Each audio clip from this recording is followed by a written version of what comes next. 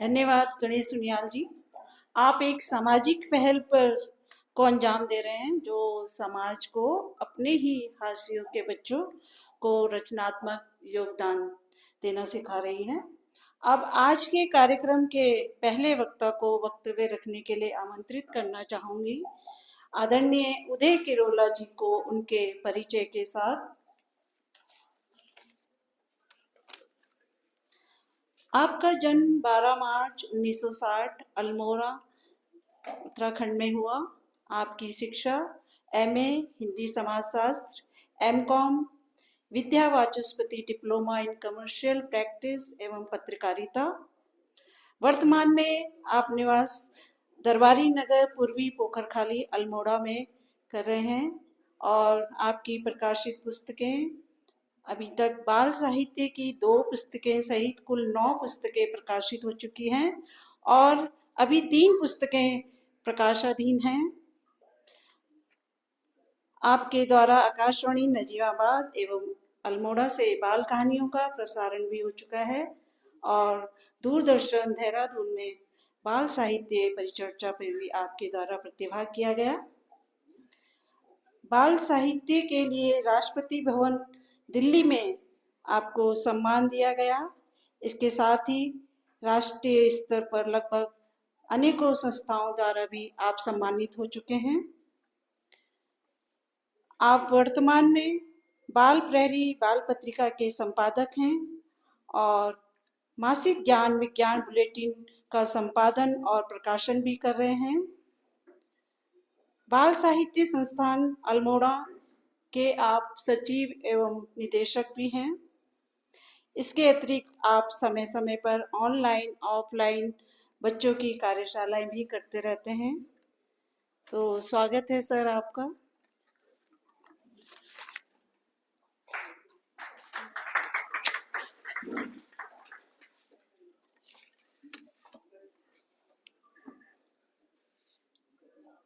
फूलदेई पर्व पर आयोजित आज के इस कार्यक्रम की अध्यक्षता करी हमारी बड़ी दीदी आदरणीय कमला दीदी जी,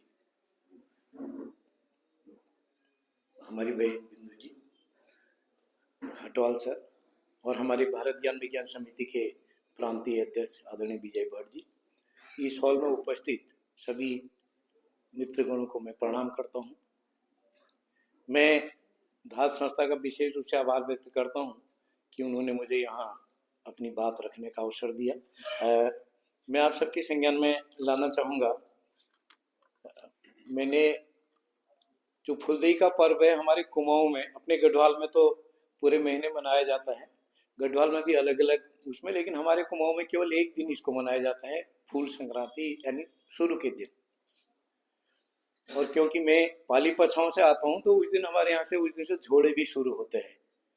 तो ये बच्चों का पर्व, बाकी प्रथा तो एक ही जैसी है, लेकिन आपके संज्ञान के लिए मैंने बताया कि हम केवल एक दिन हमारे यहाँ मनाया जाता है, लेकिन उस दिन बच्चे बड़े उत्सुकता के साथ उसको मनाते हैं। तो मित्रों, बाल साहित्य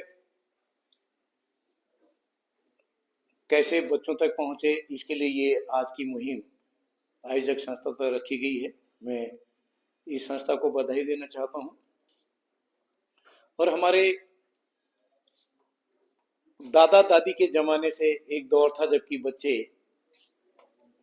दादा दादी की कहानियां सुनते थे और हुंगुर देते थे। हमारी कुमाऊनी भाषा में बोलते हैं हुंगुर देना, यानी दादी बोल रही है तो बच्चा हुंगुर दे रहा है हाँ करके।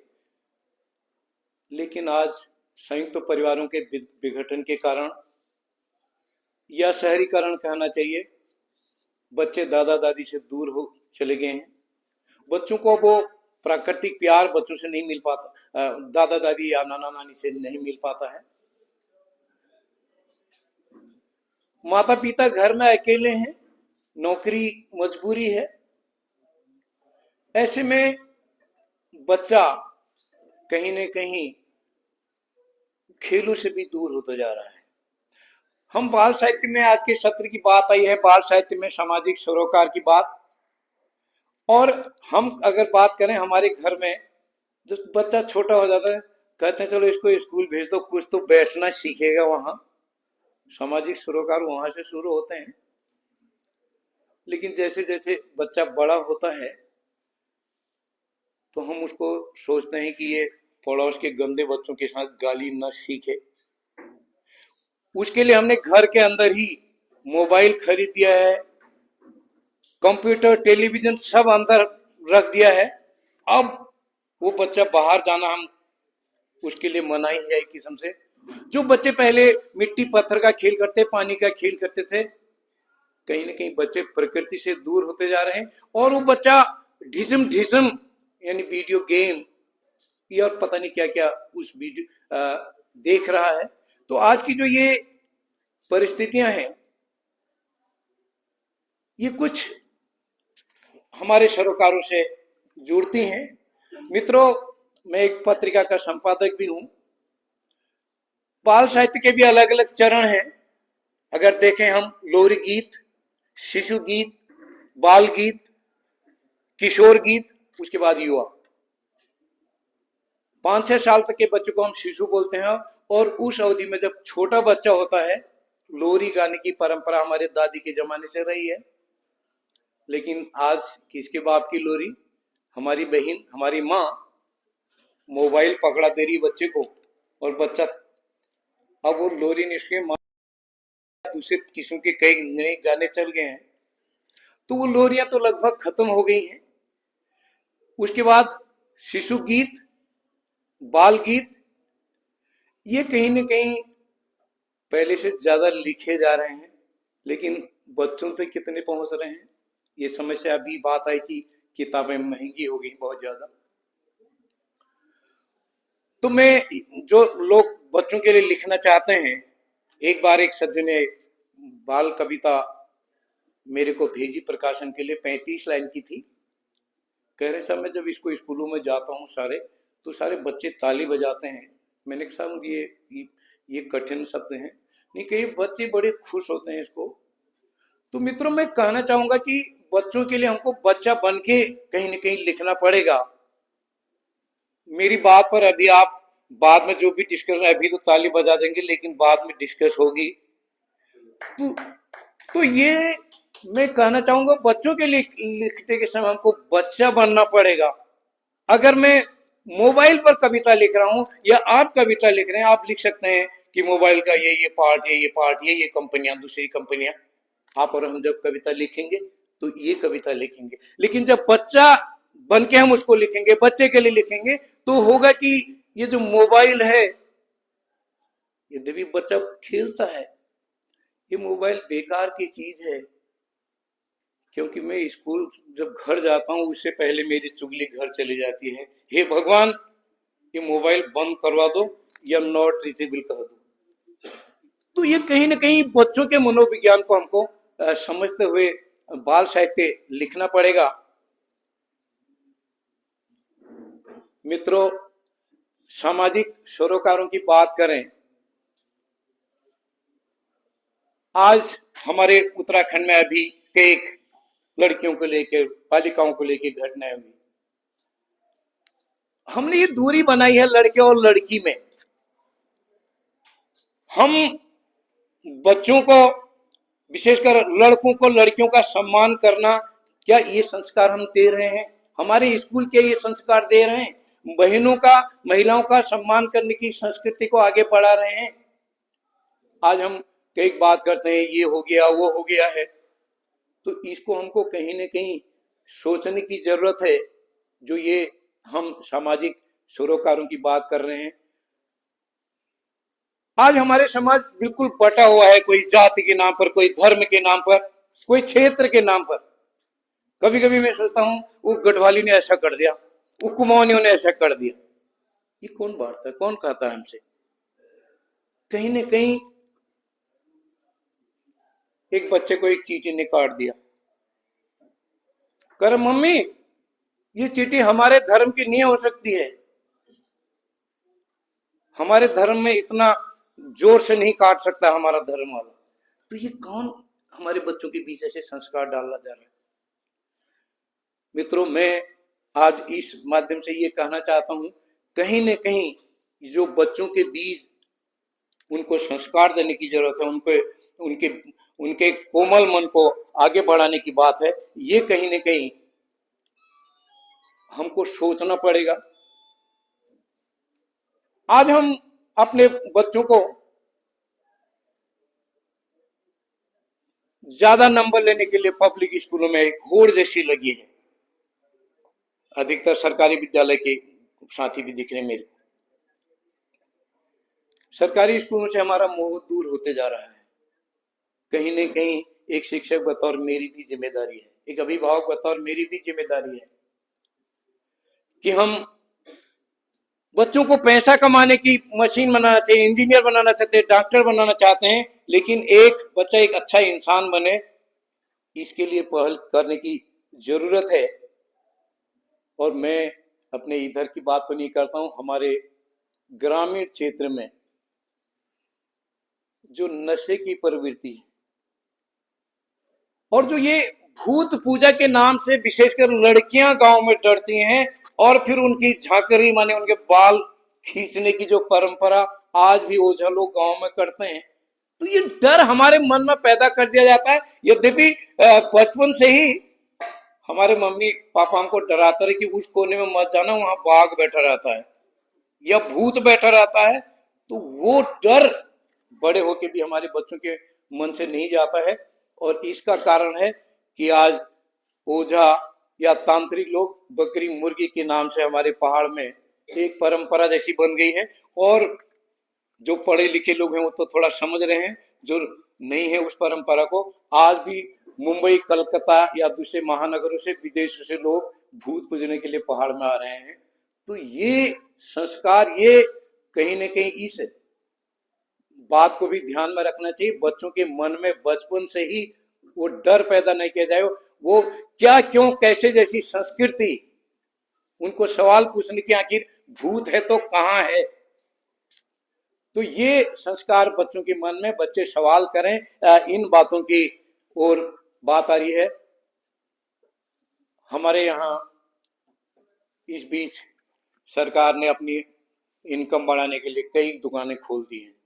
नई नई दुकानों में खोलने की सरकार तैयारी करी है, लेकिन हमारे स्कूल बंद होते जा रहे हैं।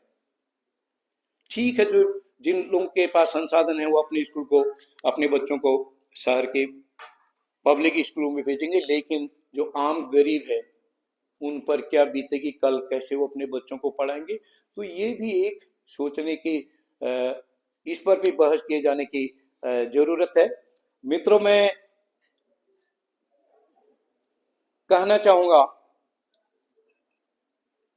आज हम अपनी संस्कृति और साहित्य और अपनी बोली को भी भूलते जा रहे हैं।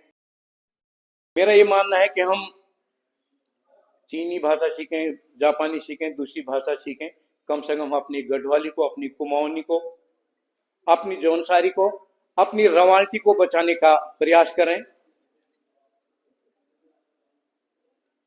कुछ लोग कहते हैं साहब ये मोबाइल ने बिगाड़ दिया सब, ये मोबाइल किताब बच्चों तक नहीं पहुंचने दे रहा है। मैं ये कहना चाहूंगा इसके लिए कौन जिम्मेदार है। जैसे मैंने शुरू में कहा, लोरी के बजाय मोबाइल बच्चों को दे रहे तो बच्चा खेल कर रहा, हम अपने काम में लग जा रहे हैं।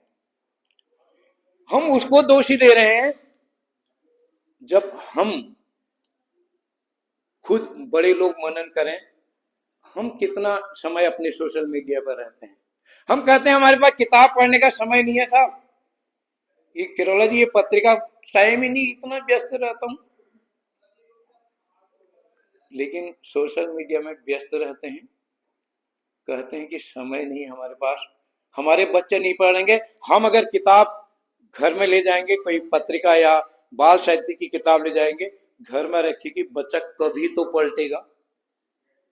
लेकिन हम ले ही नहीं जाते हैं, हम बड़े लोग, तो बच्चों को क्या दोष देना है। तो एक साहित्यकार बतौर, एक शिक्षक बतौर, एक अभिभावक बतौर, हम लोग पढ़ेंगे तो बच्चे जरूर पढ़ेंगे। दूसरा, जो पढ़ने की संस्कृति खत्म हो जा रही है, हम में से कई लोग पूजा पाठ करते तो अपनी पूजा की किताब भी साथ ले जाते हैं। हम अपना कहीं जाता हूं तो अपना दातुन, साबुन आबुन सब साथ ले जाते हैं। मेरे को अगर शाम को दूध पीने की आदत है तो सोते समय मेरे को तब तक नींद नहीं आने वाली जब तक मैं दूध नहीं पीऊंगा। मैं या कुछ साथी सब और जो हुआ, मेरे लिए शाम को मेरे को नींद ही नहीं आती है। तो क्या हम ऐसी कोई आदत बनाएं, शाम को 1 पन्ना पढ़ लें, 2 पन्ना पढ़ लें, ऐसा क्या कुछ बना सकते हैं? तो ये पढ़ने पढ़ाने की संस्कृति को आगे हमको खुद बढ़ाना होगा, और जो ये हम दूसरों को देने के बजाय हम खुद करें, ये करना चाहिए, वो करना चाहिए। काफी लोग कहते हैं, तो मैं क्या कर सकता हूं, इस पर ज्यादा मनन करने की जरूरत है। मेरे को बहुत अच्छा लगा कि आपकी संस्था बच्चों के बीच साहित्य पहुंचाने की बात कर रही है। हम लोग भारत ज्ञान विज्ञान समिति से जुड़े लोग अल्मोड़ा में, अभी हमने बाल दिवस पर अल्मोड़ा में एक कार्यक्रम किया था। 618 बच्चे हमारे उस प्रतिभाग में। हम लोगों से जैसे आप लोग लेते हैं, ऐसे लोगों से थोड़ा थोड़ा सहयोग लेके, तो 618 बच्चों में से फर्स्ट सेकंड थर्ड यानी 5 हर प्रतियोगिता, हमने 9 प्रतियोगिताएं की। 9 पंचे 45 बच्चों को तो हमने बाकायदा पैकेट और पैकेट दिए, लेकिन कोशिश की कि उन 618 में से 618 बच्चों को कुछ न कुछ जाए, यानी सबको एक एक किताब हमने दी है। तो जब हम पठन पाठन की संस्कृति की बात करते हैं, तो कहीं न कहीं हमको एक नई पहल करनी पड़ेगी। जो जन्मदिन या आदि शुभ अवसर पर किताब भेंट करने की परंपरा, उपहार में देने की परंपरा को करना पड़ेगा। तो सबसे पहले मैं क्या कर सकता हूं, जो सामाजिक सरोकारों की बात कर रहे हैं, हमारे गांव में जब गांव महिलाएं गांव के रास्ते से जाती हैं, तो पीरूल का गट्ठर जब ले जाते हैं, उस रास्ते में झुक करके जाती हैं और कहती हैं, कुमाऊनी भाषा में कहूंगा, यो गांव को बिगड़ रहा, यहाँ यो कोई पेड़ में काट नहीं देना है, इस गांव का उजड़ना है, कोई ये टहनी नहीं काट दे रहा है, सारी बहनें कर रही हैं। तो क्या एक दिन ऊपर जाते समय नीचे जाते समय सब बहनें काट सकते हैं क्या? तो गाली देना तो बड़ा है, हम सब कह रहे हैं ये नहीं हो रहा, वो नहीं हो रहा दूसरे को, तो हम क्या कर सकते हैं? तो एक पहल करने की जरूरत है। धाक के हमारे साथियों ने पहल की है, मैं उनको बधाई देता हूं। आपने मुझे मौका दिया बोलने का, इसके लिए मैं एक बार आपका आभार व्यक्त करता हूं। धन्यवाद।